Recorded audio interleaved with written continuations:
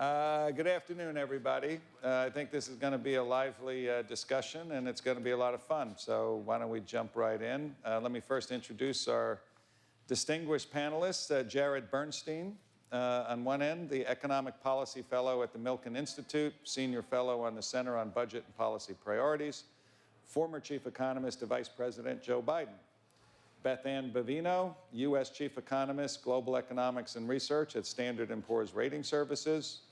Arthur Brooks, the President of the American Enterprise Institute.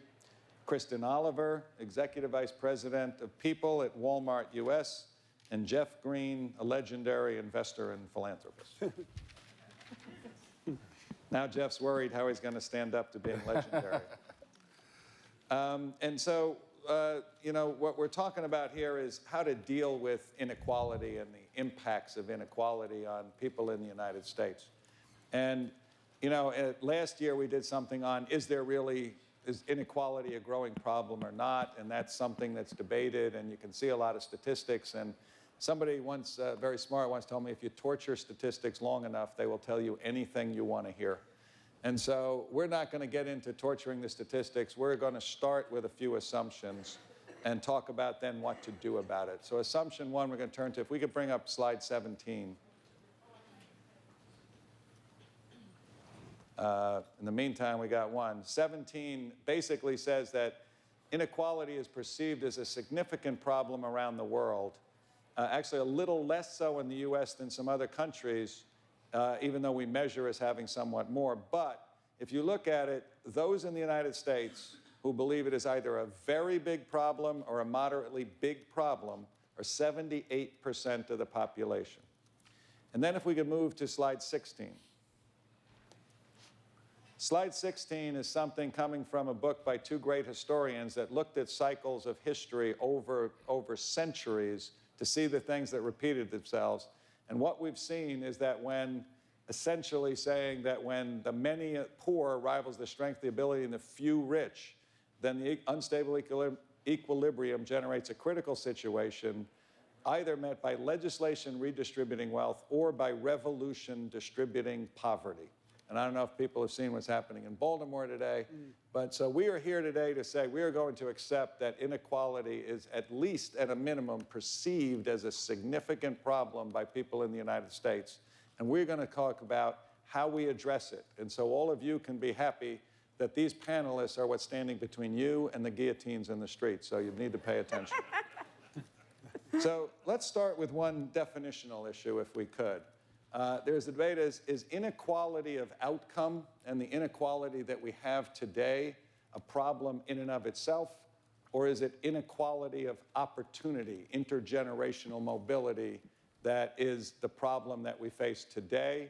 And I think I'll start off with you, Jared, on that question.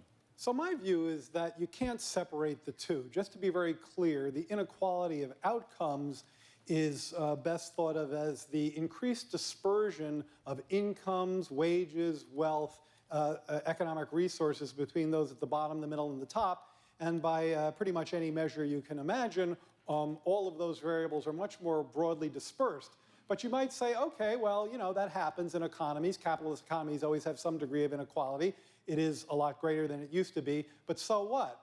And a very big so what there is that I believe I can make a pretty strong connection between the inequality of outcomes vis-a-vis the variables I just mentioned and the inequality of opportunity, the taller barriers that face particularly low-income kids and their families when it comes to education, when it comes to higher education, when it comes to investment in public goods, when it comes to the kinds of investments that probably everybody in this room, including myself, makes in our own children to help them achieve upward mobility or stay where they started. So this connection between the inequality of outcomes and the inequality of opportunity must be appreciated, because if you try to target the latter without targeting the former, I think you'll fail.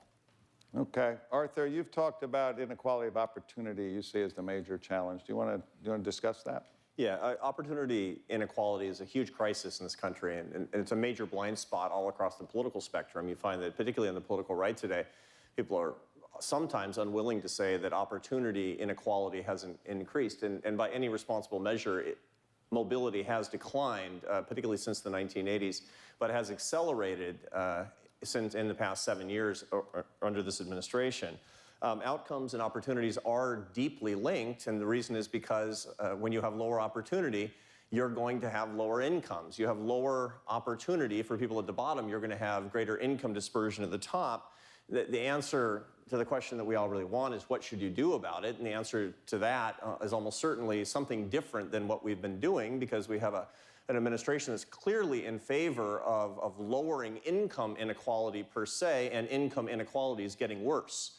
Has gotten worse all the way through the administration, so we're not succeeding. And one point about public opinion that links these two things together is that virtually every question, and including the quote that we have in front of us and the public opinion polling that we saw in the infamous slide 17, was about inequality simply stated as inequality, which conflates income and opportunity inequality. When you pull those things apart, you find that very few Americans, even traditionally politically liberal Americans, are deeply worried about income inequality per se. So, for example, you find that Bloomberg and Selzer has done a lot of polling on this, and you find that if you ask just Democrats, just registered Democrats, do you think that, how do you feel about the fact that some people make a lot more than others, which is the pure income inequality question? You find that 54% of Democrats today say it's okay. And only 21% of Democrats today say that the government should act. Obviously, if you look at Republicans, it's hopelessly lopsided. The reason I state it for Democrats is to show that the general public opinion is that opportunity is a problem. That's what we should address. Income inequality per se is something that's of significantly less interest to Americans. Okay, so whether you draw the distinction or not, I think we have agreement that addressing intergenerational mobility is a key way to deal with income inequality and its outcomes and its impact. So let's move to how we deal with it. And I'm going to turn to you, Beth Ann. I'm going to say a two-part question I might ask you. Point number one, is the degree of inequality and lack of mobility that we've experienced so far in and of itself an inhibitor to growth in the U.S. economy, number one? And number two, a lot of the solutions to dealing this start out with we need to redistribute. A lot of people say basically if it's unequal, the rich won't miss some of their money and the poor would really get a lot more benefit out of it. And yet the counter is, but if you tax the rich, you're going to get less growth. So if we start with things need to have a growth component for them to solve this basic problem, which I think everybody agrees on. The first part is inequality hurting the economy? The second part is, can you have redistribution that doesn't sacrifice or retard growth? Sure. The first question is, the question of whether, whether changing or resolving increased income concentration in the United States or really across the world does it impact growth? Now, this story and this question goes back over 50 years with economist Arthur Okun, who wrote the famous book that said basically equality and efficiency, the trade-off. He saw in his analysis that there was a trade-off, that if you did go for more equal income concentration, that you would have a trade-off in efficiency and therefore growth. However, it's been 50 years and more research has been done on this subject. You've had work done from the IMF who saw that actually income inequality, now it depends on where you are. When you think about it, we're a market economy. And naturally, a market economy has income inequality. It's what gets us to invest in ourselves, invest in our children's. It gets us to basically, do that so that we will be stronger and more profitable and better later on. But the question is, does it get too high? So the IMF did a couple of studies on this that saw that maybe there is a threshold where income inequality gets too high, that it actually could do more harm than good. And the analysis behind that is that, well, if you think about it, in any market economy like the United States, we want to have people to contribute. We want the most people in the United States to contribute to either spend or invest and basically grow this economy. But if you have a large part of the population squeezed out because they can't, because they don't have the money to expend, flows start to, basically we don't have that flowing into the economy, things slow, unless, of course, they rely on debt, which we found in the financial crisis was unsustainable. Now, this is still a debated subject. We have research, we have research from MIT that says you see growth with income inequality, but if you extend it out a little further, then it actually, the relationship fails. So my point here is that I do believe that there is that it does have an impact on growth. I think that, I do think that is the case. However, again, it's not, the results are not out, and I think more research should be done. On the second question. The second question kind of... take a pause, it's okay. You answer it fully. I got Take a breath. Second question, the question of can we address income inequality and keep the economy chugging along? What are the solutions there? Well, first, cake. We've got to give everybody cake. Isn't that well? I had to do the guillotine thing, Right, let them eat cake. Right. But anyway, so okay, no cake. We won't do that. But there are sort of pro-growth solutions that we could consider that are out there. One of them is a big one that in my mind is infrastructure. Now let's focus on just physical infrastructure, basically improving our highways, roads, improving IT, many things. The United States has a D+ according to, I believe it's the Society of American Civil Engineers. We have a D+ in our infrastructure. We have bridges falling down. There's a lot of work that can be done there. And if we did have that, well, first of all, that creates a lot of jobs, and those jobs are middle-class jobs. About 70% are middle-class jobs. But it also goes further, because when you do build a stronger infrastructure in terms of better roads, less congestion, it brings businesses here. You start to see businesses kind of prop up, and that actually creates even more jobs. But the second point that I like to focus on, maybe because I've gone to school way too long, as my parents have told me, is that there's the education, the infrastructure or social infrastructure side of it, education. Education I see as one of many, one pro-growth solution. We did an analysis on what if we took the whole workforce in the United States and gave them one more year of education over a 5-year period. That would be if you're 17 years old and you're a junior in high school, well, now you have a degree, you've graduated high school. Same thing for somebody who's a junior in college. So we saw that, and we did the analysis, and what we found is that over a 5-year period, if we did give each person in the United States a 1-year education, we would actually grow the economy. We'd grow the economy by more than $500 billion over that 5-year period. Indeed, the reason why is because it increases productivity in the United States. We're able to build more, and economic activity picks up as well. So that's one of the analyses we did. That's very interesting. And by the way, a lot of people don't realize that even Arthur Oken is the one who said that while you had that trade-off, you also, lack of mobility was a problem for growth. And the people don't talk about that side of it too often. So, Jeff, is redistribution a way to start to deal with some of the issues of income inequality? And is redistribution going to retard growth, or is there a way to do it that can enhance or maintain growth? Well, I mean, if you, when I think of inequality, I think of my upbringing. I grew up in Worcester, Massachusetts, which in the 1960s, which was probably a place and a time when it was really the heart of the industrial period for America, when there were lots of great factory jobs. It's interesting. I grew up middle class. We had a nice, cute house with a backyard. And the rich people in Worcester, they had a 2-car garage and a Cadillac. That was the difference. That was what inequality was when I was a kid. And Bob Cousy, who was one of the greatest basketball players of all time, lived just a few blocks away in a regular house like everyone else. So, when I was a kid, we didn't have this winner-take-all economy. And we sort of, nobody felt the inequality. So now you think, well, if you think, how do you solve the inequality problem? You have to think, where did it come from? And my feeling is, the problem we have today is largely from the global equalization of wages and the exponential growth of technology, which has acted during the last decade, especially, as a very, very efficient job-killing machine. It's going to continue to act as it's going to act as a much bigger job-killing machine in the years ahead. So, what do you do about it? Raising taxes on the wealthy, that will make some contribution, and you could use that obviously to increase, to help education programs, so education isn't defined as it is today so much by zip codes. You could use it for job training programs.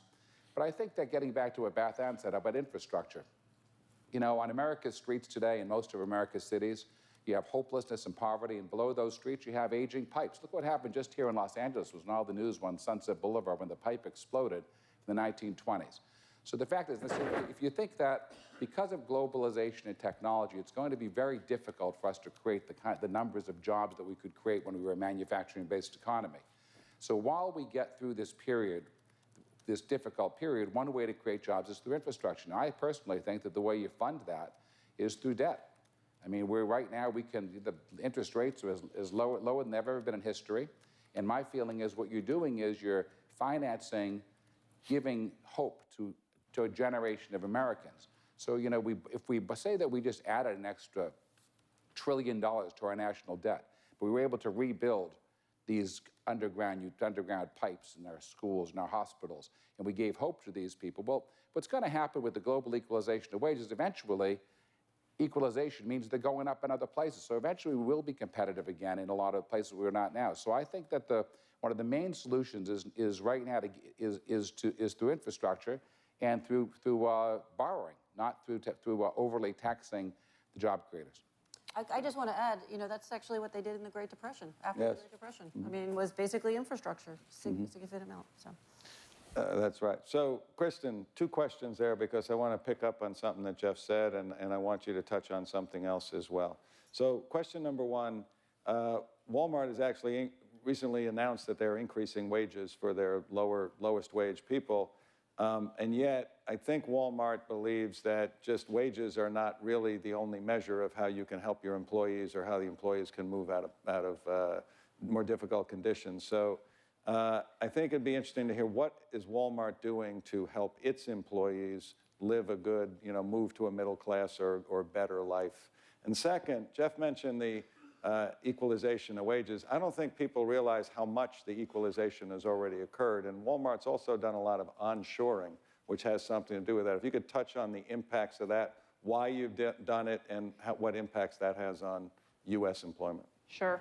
So when we made our wage announcement on February 19th that we were raising starting wages for entry level to $9 and then to $10 February 1st of next year, it was a package of things. The wages got a lot of attention, as you might expect, but there were several other components of our plan that we think are equally, if not more important. And the first part is that as you look at the situation of an entry-level hourly worker, it's not just the wage rate that's important, it's the total paycheck. So the number of hours that people work, and this is starting to get a lot of attention.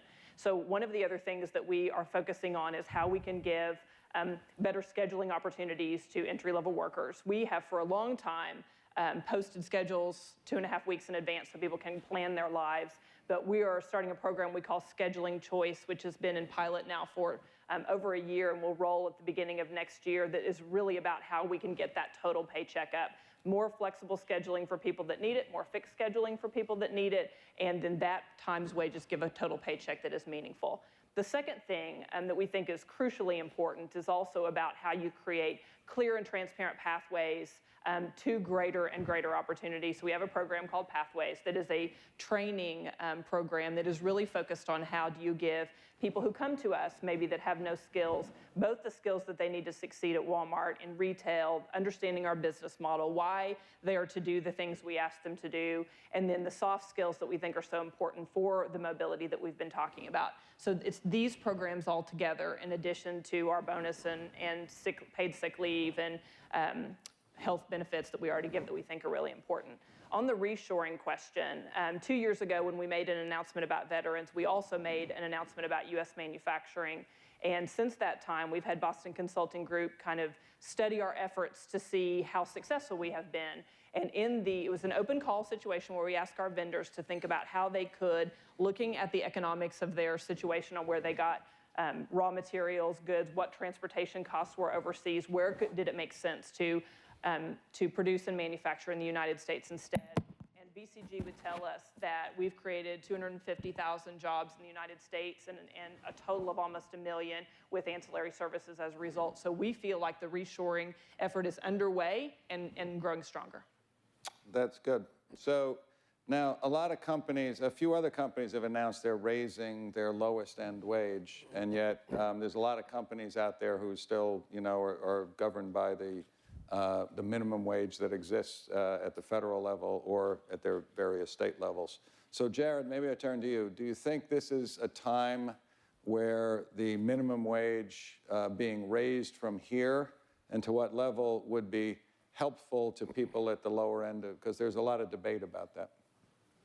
Yeah, I mean, I think there is somewhat less debate in the academic community than you might think. There are lots of vested interests who obviously object to having higher labor costs. But the conclusion among academic economists who've had the advantage of looking at these kind of pseudo-experiments, we now have 30 states and a bunch of cities and counties with higher minimum wages, so you can then compare outcomes in issues like employment of affected workers across one area where the economy is the same, but the intervention of the minimum wage is only existent in one. And this research has yielded a very strong conclusion that moderate increases in the minimum wage, and I can define moderate, don't have anything like the disemployment effects than that their opponents argue. And therefore, I agree with kind of what I think is, if not the premise of your question, what I take to be the kernel of truth in there, which is that, yeah, increasing the minimum wage helps, but it's not a solution to inequality writ large. It lifts the earnings of those at the bottom. And I think you have to also recognize, as I mentioned, there are 30 states that have already raised their own minimum wage, and we have examples of private companies that are doing it on their own. So at some level, you have to ask yourself, well, who's left out? What's the residual there? And it tends to be, I used to say southern states, but I think Arkansas has now raised their own minimum wage. It tends to be numerous southern states that still are tied pretty closely to the federal. One final point, just because I think people might find this interesting. I think almost any day now, Patty Murray from the Senate is going to propose an increase in the federal minimum wage to $12 an hour, but not until 2020. So that's kind of a long phase-in. Arthur? I guess it falls to me to argue against an increase in the minimum wage. And I'm delighted to do it, not because I disagree with Jared's analysis of sort of the meta-analysis of the way the economic studies are working. And indeed, the economic studies virtually all say that if you increase, the more you increase the minimum wage, the more jobs you destroy at the bottom end, but that the effect isn't as dire or as large as a lot of economists had initially predicted. And this is just basic economic theory, and then we're trying to figure out what the parameters are when we match the data to it. The problem is basically, even if you have a relatively muted income destruction impact, and the Congressional Budget Office recently predicted, not exactly a tool of the right-wing movement, the Congressional Budget Office predicted that an increase of the federal minimum, or at the federal level, the minimum wage to $10 an hour, which the president is looking for, would destroy 500,000 low-end jobs. The problem with that is, and I understand that this is not 5 million, but you have to do something with these people, and soaking them up with redistribution programs from the welfare state. Ordinarily, I think that all of us could agree that that's not a very good solution, because paychecks and welfare checks are not perfect substitutes, not at the human dignity level, nor at the economic level. And one other thing I'd like to point out, we say that it would lift people up from the bottom because axiomatically, people who are making $7.25 an hour are at the bottom of the economy. But an increase in the minimum wage virtually always amounts to an increase in the wages for my teenage children, and a job-destroying mechanism for the people who have the lowest levels of skills, the most tenuous grip on the workforce, the lowest levels of education. This is the reason today, or we should keep this as a cautionary tale, keeping in mind the fact that there's a 33.2% unemployment level among African-American teenagers. These are the people who are most likely to be thrown out of work. So when we talk about the people at the bottom, it's people at the very bottom who are most vulnerable, who will have their jobs destroyed. It's an asymmetric impact problem, and that's why I think that it's a bad idea to manually increase wages this way, and it's better to have a policy at the federal level where everybody's involved and everybody pays, like the earned income tax credit increase. So let me just quickly say, so we have some factual disagreements there. It is true, and it's a good point, that the Congressional Budget Office concluded that 500,000 jobs would be lost. But what Arthur didn't tell you is that 24.5 million low-wage workers would get a boost. And I think if you're going to give one side, Arthur, you have to give both. The ratio of beneficiaries to folks hurt there is 49 to 1. That's actually a pretty good policy. Second, If you actually look at the majority of minimum wage workers, Arthur's analysis is pretty old on this part. It turns out that it used to be the case that lots of teen workers earn the minimum wage. Now, the typical minimum wage worker is about 30 years old. She works full time. They're mostly women. About a quarter of them have kids. So these are folks who actually depend on the minimum wage. And I suspect Kristen could tell you that folks working in her organization, in many cases, are not teens contributing to the family income, but are people supporting families. Okay, but Jeff, I want to bring in one other thing on this, get your point of view on this, but also, everything's backward looking. You've mentioned technology change, which is rapidly changing, and some people fear that some of the actual industries that have minimum wage will be more likely to be displaced by those technologically, like retail, which can be displaced by Amazon, which has fewer workers, et cetera. So, one, where do you come out of minimum wage? And two, do you think that technological change affects how we should think about it? Well, first of all, if you take minimum wage first of all, you should really think about what minimum wage is separate from all these statistics. $7.25 an hour is $290 a week. Who can support a family on $290 a week? It's inhumane in America to have that kind of a wage. If you look at, if you go back to 1960 and just add the CPI to the minimum wage from 1960, it would be $11 an hour today. So, I mean, this is not a big bonus. It's absurd that we're paying not even 2/3 of the 1960 minimum wage. And and the other thing is, he said 24 million. I thought there were 12 million people making under $11 an hour. Just I want to give you a quick story about something. I have real estate investments, and we have a building in Astoria. And when we bought the building, the head of maintenance was making $11 an hour. Well, the living wage in Astoria in New York is $22 an hour. So we immediately raised him to $22 an hour. Well, you know what that guy did? He went out and he was able to quit his second job as a dishwasher. He was working an extra 20 hours a week just to make ends meet. And now he's able to spend time with his family. He's taking English classes because he's hardly spoken English. He's a terrific guy who's now he's really becoming integrated into our society. So, I think that the benefits are just so outweigh the cost that it's the easiest decision we should be making is to raise the minimum wage. On the issue of technology and losing jobs because of technology, I also in the hotel business.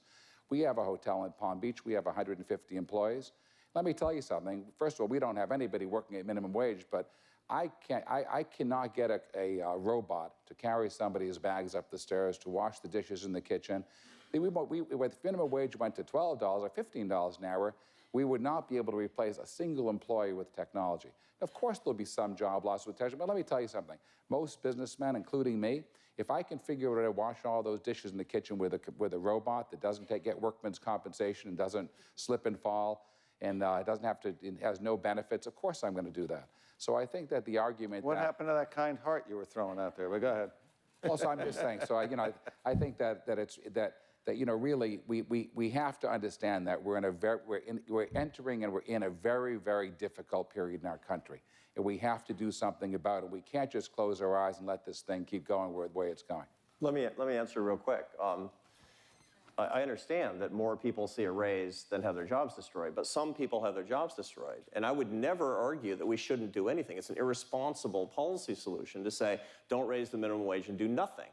I'm suggesting that there are policy solutions that help poor people more and don't destroy their jobs. You need a wage subsidy or you need an earned income tax credit increase, and those are expensive policies, which is, by the way, why the federal government doesn't want to do them, because it is an outlay of federal funds. Oh, wait, we do a lot. I mean, we need to do more. $65 billion a year on the ATC, which, by the way, has some distortionary effects also. There is no policy that has no distortionary effects somewhere in the policy. Of course, but look, where does the EITC not touch anybody? It's with single men that have non-custodial care of their children, if they have children at all. The people that are left behind are the most unlovable people in the workforce, which are uneducated single men.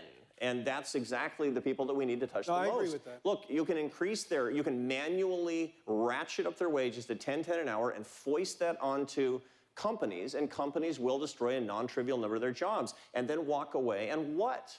The key thing that we need to do is to not create incentives to destroy jobs, and all of us band together to pay for these things. That seems to me a much more merciful policy than we create through the safety net. I think you need both. Okay, Beth Ann, I just you don't shout as much, so I'm going to make sure you get something to say on this. I'll just be real quick on this, but you also have to think. I think what Jeff and Jared, what you were talking about, the 24 million. So part of it is people actually being lifted up above poverty. That would probably be the 12 million that you had. The other is those people that were near poverty. They actually get another boost up. So you kind of see, that's why it's the 24 million. It's a spillover. Yeah, it's a spillover. It's the 24 million. Then you want to put it, why don't we think about Uncle Sam there? Now, Uncle Sam, if indeed we did this, Uncle Sam would be getting more tax revenues as well. So in a sense, Walmart, who I think that actually the minimum wage issue is probably moot because Walmart, I call it the Walmart effect. They kind of are making it, all the other businesses do it as well. But in a sense, when you're saying you're raising the minimum wage, that means that's more tax revenues for Uncle Sam. That also means because you have about, I think it's about 12 million or so, don't know exact number, of those people who were in poverty are now brought up. That also means less social costs that the government has to pay as well. So in a sense, it's actually good for the government. Yeah, one other thing, if I can just say that, the wealthy people have really benefited during this last economic cycle. They save a lot of their money because they can't spend as much as they're getting. Every single penny of this extra that goes to this extra minimum wage is going to get put right back through the economy, and it's probably going to it's going to all be stimulative for the economy. It's not going to cost us a dime. I wouldn't actually predict that. Part of it is because of your dishwashing machine. And I'll give you a case study. In the late 1970s, when one of the largest single increases in the minimum wage under the Carter administration, what did it do? I mean, most of us in here can remember when you couldn't pump your own gas. Why couldn't you pump your own gas? Because it's idiotic to let private citizens who are smoking cigarettes and leaving their cars on pump their own gas. One of the most dangerous things that we commonly do every day. When did we learn to pump our own gas? When they automated that and turned it into self-service in direct reaction to the increases in the minimum wages in the late 1970s. That was when people that were kids like me went from working in a gas station as a minimum wage job to going and working in fast food, and now they're, baristas. So I think we're spending too much time on the minimum wage. Okay, we're going to move off it. It's a small part of the solution. We're going to move off it. We're going to move off it, I promise. So, but I want to, it actually, something's come up here on the perverse effects of some of the income maintenance or redistribution policies that we have that you always have to think about. Right. And I want to go to something, I think, Beth Ann, that you brought up. So, I think there's general unanimity in this country. The one bipartisan issue is we should invest more in education.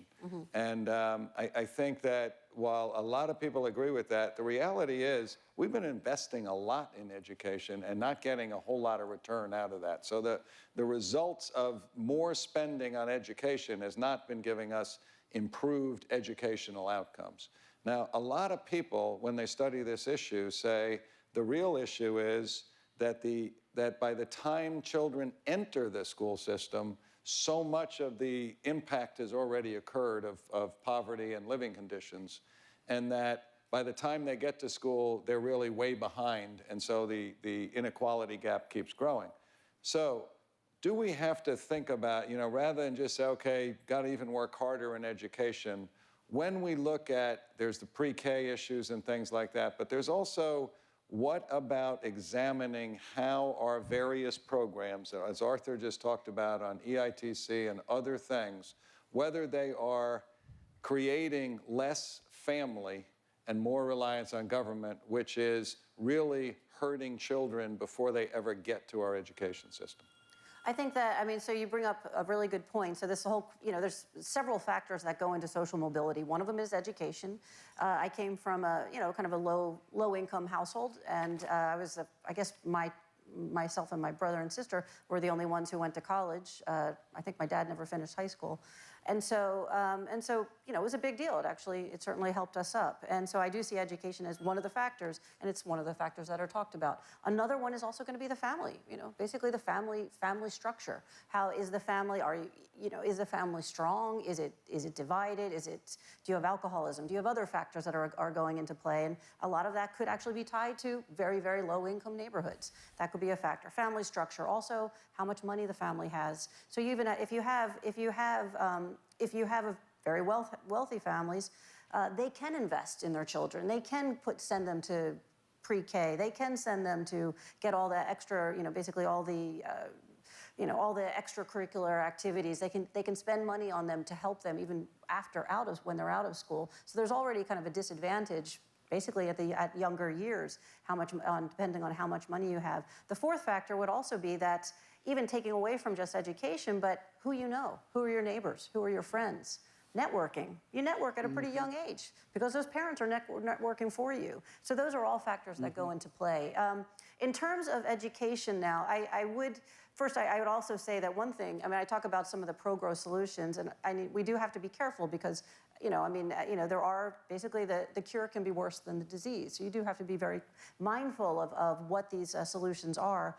I would say, though, that some of the factors that could go in play, if we want to get women to work, well, and this is a big thing, there's a lot of potential productivity in women getting to work. However, if they have children, well, then how do they go to work and then pay for childcare? How do they go for, these are solutions that, questions that come up that prevent them from going. So those are issues that are at play there. In terms of, I guess I can stop there.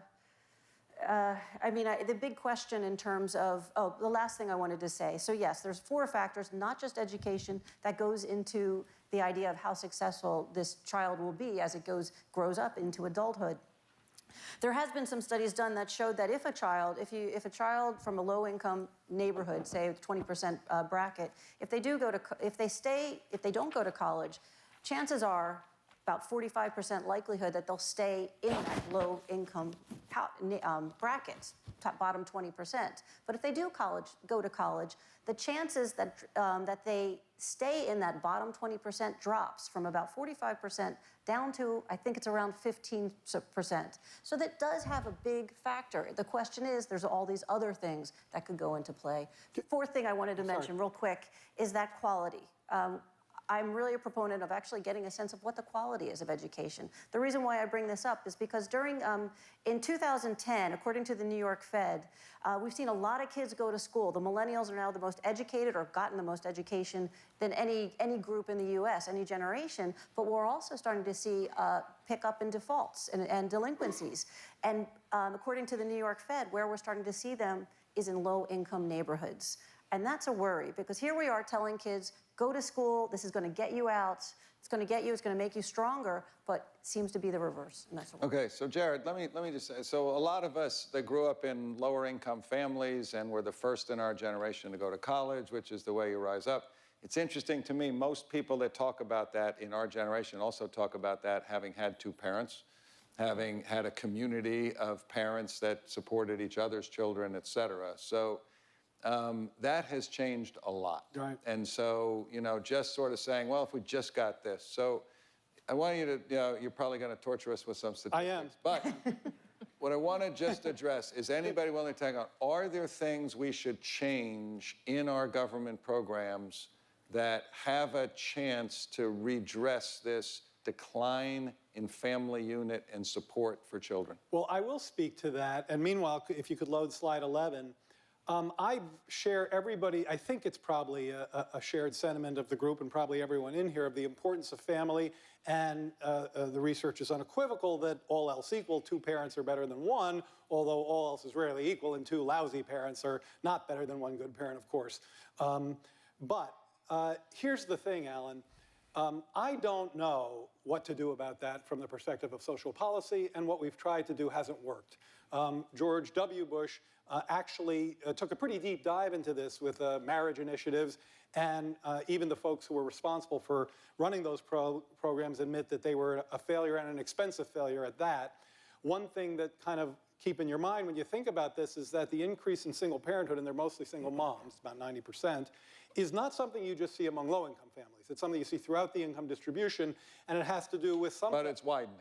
It's a lot more at the lower end. Well, it's growing more quickly at the top. It's always been larger at the bottom. So I agree that it is part of the problem. I don't know that I don't know of a social policy that fixes it. So ergo, I go to the place of let's help, and maybe we can all agree on this as well. Let's help kids get more opportunity. That's something I hope we can all agree on. Here's a slide that shows spending on enrichment opportunities for kids. and it looks at the bottom 20% of families and the top 20% of families.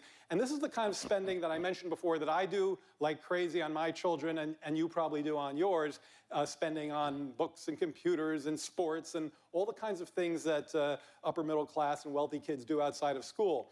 It used to be a difference between the high and the low end of 4x. Now it's a difference of about 7x. Go to slide 12, please. Slide 12 shows another really important dimension of the inequality of opportunity. This shows the ratio of education debt. And by the way, this is from the Federal Reserve, so again, not a right-wing institution. The growth in the ratio of education debt, this is debt for college, has grown tremendously among the bottom half and not at all among the top 5%. And finally, go to slide 14, please. You talk about solutions. Our investments in food stamps. Okay, food stamps, or now it's called SNAP, is a program that you might think, well, that just helps people get a little more food today. Turns out that by following people over the course of their lifetime, this works much like an investment program. Families with kids who got nutritional assistance, when you follow those kids into adulthood, they were less likely to have stunted growth, heart disease, 16% less likely to be obese, and almost 20% more completed high school. So this is a good example of a safety net program that is providing more of an investment function and more lasting opportunity.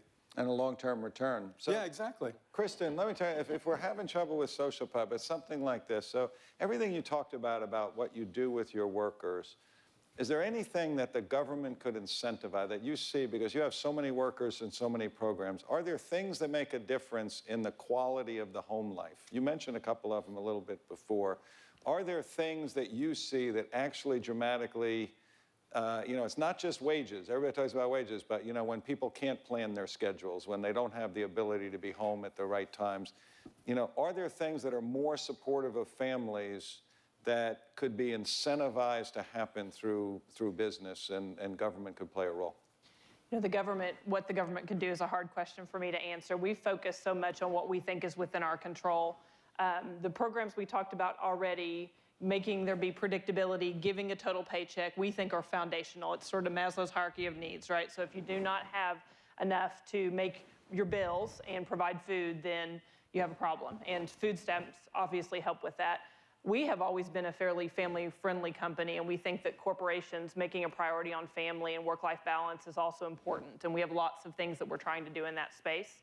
I think also understanding the whole person and what they need, creating transparency into how they rise up through the ladder and giving them hope about what's possible. And then corporations, and this is really what we've tried to do recently, taking a more proactive stance on how to do that. We know that there are educational institutions and government institutions that want to help. And part of the problem has been businesses have not been able to articulate for a long time the skills that they value. And that's really part of the first step. So one of the things that we've been focused on, we've been working on this for years, is to be able to articulate what we value as a company. And then as we focus on it through our Pathways program, partnering with other organizations, community colleges, governmental institutions, to find a way to make skills transferable, we think is one of the most important things. And businesses must look at this in a different way and not just be focused on what is best for their own workforce at this moment in time, because it's best for your employees, it's best for the company, and it's best for the United States, frankly, if skills are transferable. Okay, and Arthur, I want to turn to something that Jared put up just before this on the college debt, because there's a lot of work that says that when we measure incomes, we shouldn't be measuring income, we should be measuring consumption, and that consumption patterns actually, have been relatively constant, which is basically saying the cost of a lot of things has come down a lot so that the lower income families actually can afford things that they wouldn't have been able to in the past. And yet, as that has happened, what we're seeing now as a potential gap is that certain things, most notably higher education, have risen dramatically in cost and could be the barrier that says, okay, you can have, as a lower income person, you could have more goods and services than maybe you could in the past. But if you want to rise up the income ladder, the big hit now is going to be debt for college. Sure. So do you have a view on what we could do about this issue? Yeah, well, a couple of things to keep in mind. It's true that consumption has not increased, the inequality of consumption has not increased nearly as much as the inequality of income. And that actually has two parts to it. One is that technology and productivity has increased such that the cost of many goods and services have fallen over time. But a much bigger impact has come from the fact that redistribution programs from welfare and related types of state and local and federal government programs have redistributed income and goods and services such that consumption could be largely equalized. And people are on all different sides of whether that's a good or a bad thing. Personally, I don't regret that at all, because I think the safety net is incredibly important and a great moral accomplishment. And so I see the food stamps data that we've got in front of us, and I say, fantastic. I mean, that makes perfect sense to me, and it's something that we should all, stand up and applaud as far as I'm concerned. When you talk about college, you have to ask yourself, is college something that people have less access to because it has disproportionately increased proportional to the budget, or is it something where access has increased because of the redistribution that comes from means-tested scholarships? And I don't know the answer to that. The truth is that it goes both ways based on all sorts of different criteria.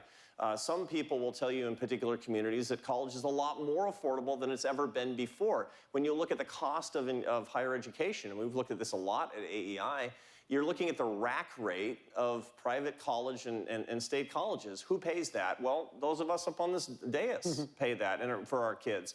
But most people don't. You'll have an average discount rate somewhere between 40 and 70%, and those are disproportionately going to three groups.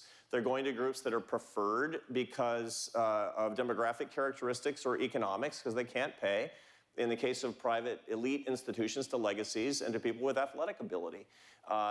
And so you'd have to look at the actual data and the actual college to find out which way this thing is going. It's not clear. I'd like to keep that one going, but we're going to run out of time. I want to get to other subjects. And maybe we'll loop back to it, because net, the debt is growing even after they don't pay the rack rate. But it's And an they're not interesting paying point. it either. As I said, the New York Fed is saying that low-income neighborhoods are the ones that are being hurt the most by the debt they're holding, and they're not Right. paying it. Their balances aren't going down, and they have student loans, and their balances aren't going down, and they're the most delinquent. Right. So let's realize immigration is a big issue, and Immigration? Immigration is a big issue and a topic of, with the global wage and everything else, there's still a lot of people that want to come to this country.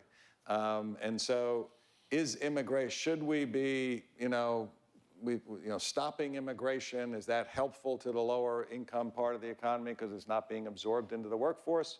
Or is immigration actually something that helps stimulate growth and is good for the economy? Anybody want to take on either side? Maybe I do, but Jeff raised his hand and he hasn't had a Jeff? word. Well, I mean, there's good immigration and bad immigration. Obviously, we want to bring in immigrants who are starting companies like Google, and most Americans are against bringing immigrants who are taking American jobs. But if I can move on to something else for just a second, which is, we're all trying to recreate, on the subject we're talking about, the America in which we grew up, and a lot of us grew up in the 1960s, the Ozzie and Harriet Leave It to Beaver days, when mom was at home cooking and dad had a job and it was a sweet little neighborhood. But let's not forget that, what we're looking for when we had that ideal middle-class economy that we created in America, we created that by destroying all of our competitors' industrial complexes in 2 world wars. Basically, in the 1950s and 60s, we had no competition. So, when I was a kid, Interesting strategy you're suggesting. Well, but when I was a kid, the only thing that came, other than the only import was a Volkswagen Beetle from Germany. Everything that said made in Japan meant junk. And as soon as those countries figured out how to make that stuff and be competitive, well, now suddenly Harriet had to go to work. And June Cleaver had to go to work, and that's why these families got messed up. And I think that if you talk about inequality and solving these problems without understanding that it's a completely different world now, and we have a competitive global economy, and it's just a different ballgame. And I think the problem is what we're all trying to do and trying to come up with government solutions to families. We're chasing a mirage, because I really question whether, and again, I'm all in favor of free enterprise and capitalism. It's the best system. But I think we're chasing a mirage if we think that system created this perfect economy that we're now trying to get back again. Good point. We also had currency controls, capital controls, tariffs, and a gold standard. So it was a very different world. Yeah. It doesn't mean that the breakdown of the family unit isn't having dramatic impact on children before they ever enter the school system. No, but that's With or without, 2 working parents is very different from Can I unwed parents. Can I just, so I very much like everything Jeff has said today, and including the last intervention. I will say the following, though. You know, growth has slowed, unquestionably. I've got a slide on this, but I won't torture you with it.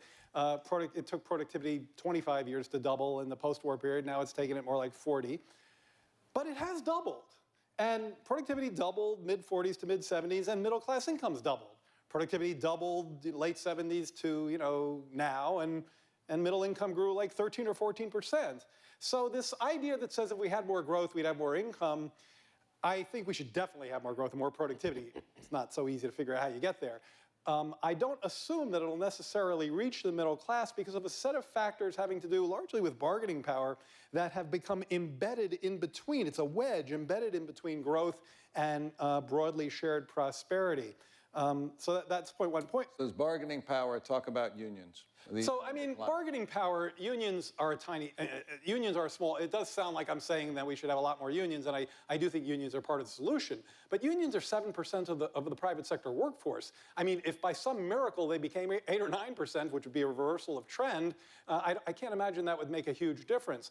Certainly the decline of unionism has hurt the ability of working people to bargain for a larger share of the growth I was talking about. But when I'm thinking of bargaining power, I'm actually thinking of something that we all might agree on, which is the fact that the economy, our economy typically runs very slack in the labor market.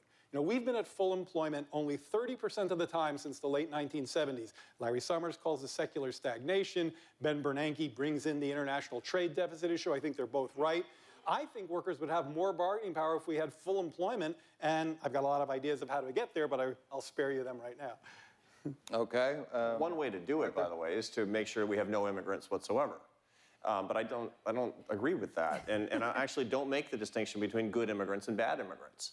I understand that there's a cost from immigration. I think that I bet 99% of the people in this room would agree we need H-1B visa reform so that we can have more high-skilled immigrants who would come in and build Google. But there's some evidence that does displace, even in those sectors, some people in the United States economy, notwithstanding the fact that people who come on H-1B1 visas create, on average, 5 jobs for native-born Americans for every job they create. They do create some displacement. The so-called bad immigrants are those that displace low-wage jobs for sure, but that's just another call for American public policy and cultural renewal such that we can figure out ways to retrain Americans, that we can create more productivity through human capital development and greater infrastructure and public goods in this country, such that when people do come in, that they can help stimulate the economy. There's also very limited data, very limited empirical evidence that shows that people who come, particularly across the southern border into the United States, that they are destroying that many American jobs, in particular because they fill different sectors. Why has immigration, except for people who are really desperate because of human rights problems, why is it slowed to a trickle? The reason is because the implosion of the American economy has decimated the construction economy in this country, which are the jobs that were largely being taken. These are jobs that immigrants from across the southern border, there are many jobs that they can't take in the low-wage economies. As a matter of fact, most minimum wage jobs require some English, and for which they're not qualified. So I think that it's a really pretty complicated picture, and I would regret it if we would start classifying immigrants as good and bad on the basis of whether or not they're high or low income and high or low skill. No, but let's not also forget that in Mexico, the economy's improved dramatically. That's why a lot of Mexican Americans are going back there, because they have more opportunities there. And or staying home. I'm not saying they're good or bad people. I'm saying that we have good and bad outcomes. Of course, I don't characterize different immigrants. Yeah, of course, I understand that. I just say, you know, but when we talk, first of all, I mean, let's talk about the income, immigration reform is something that's been tried to happen for so long. Right now, aside from whether it's undocumented workers or H-1B visas, we have a very much a family-based visa system. About 66%, I'm sure it might be 65, but about 66% of the visas that we offer are family-based. That means you got mom and pop, grandpa, and this goes down to second cousins. I mean, it goes pretty much. And I'm sure many of them are working, are people that come here to work. But the thing about moving it just a little bit bit closer to, say, maybe employment-based immigration reform means that we would keep the Googles. We would keep these very innovative people that we educate in top universities at the in the United States, and then because they can't get an H-1B visa, they go home. In California, actually near in Silicon Valley, there's a big billboard up on the highway that says, H-1B visa problems, pivot to Canada.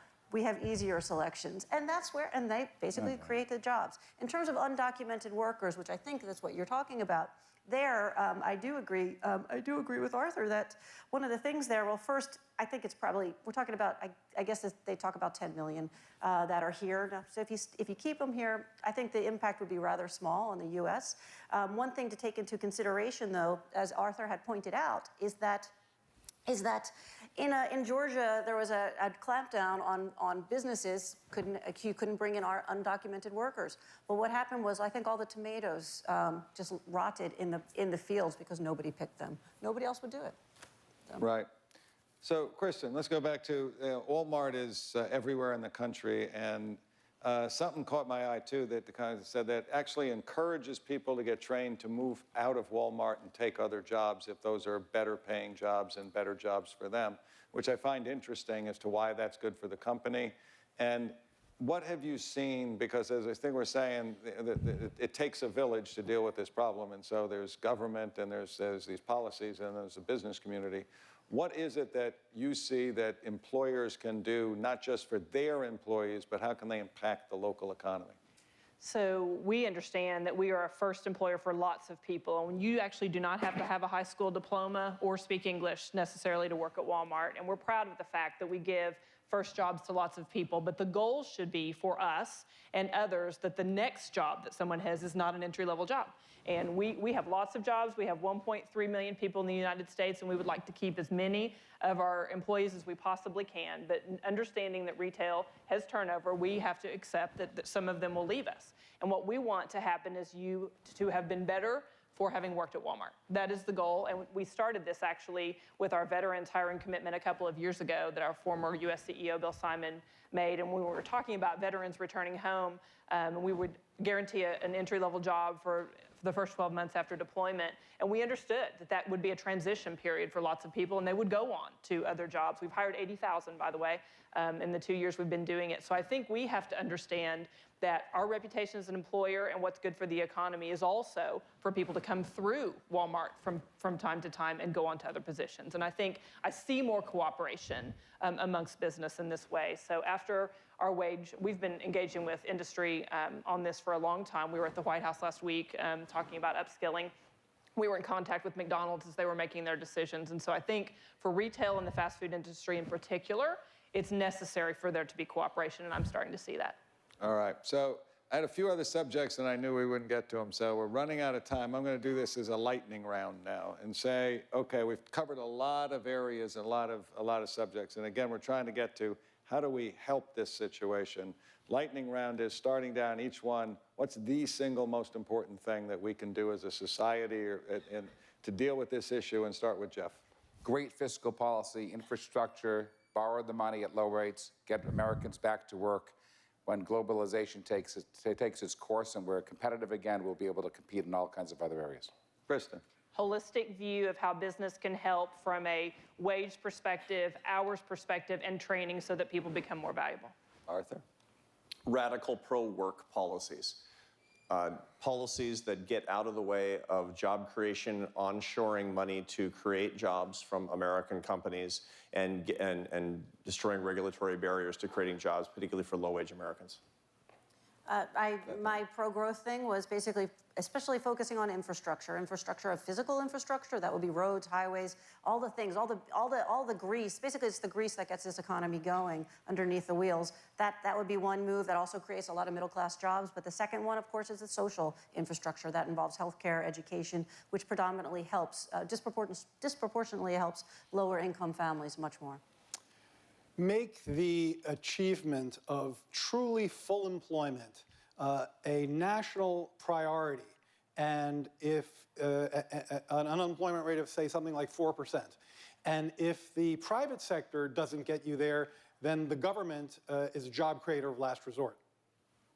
Well, you know, it's interesting. We had a few debates, but we had a lot of agreement here, and a lot of agreement from different perspectives of entrepreneur, large company, policy, you know, economists. And I think, you know, there's a chance that things will come together. I do think one of the things that I've talked about a lot, and I can't believe how consistent everybody is, how in a world where our infrastructure is crumbling and there is more capital laying around, that there are actually banks that are paying negative interest rates to people to hold on to their cash, how that environment doesn't have us investing in the future through infrastructure development is really, it sounds like a really big, you know, as a starting point, and then some of these other things can kick in. And investing in people and human capital is a really important point. But if we could get that message out, it just is, it's just so obvious. And seeing people from very different points of view all come to that conclusion gives me some comfort that maybe we can stimulate something to get done. And we'll need everybody's voice in that. And so it'll keep the guillotines out of the street, as we promised to. And let them eat cake won't do it. Unless you like chocolate. So I want to thank all of you for a very lively conversation. This was great. And thank all of you, too. That was great. It was fun.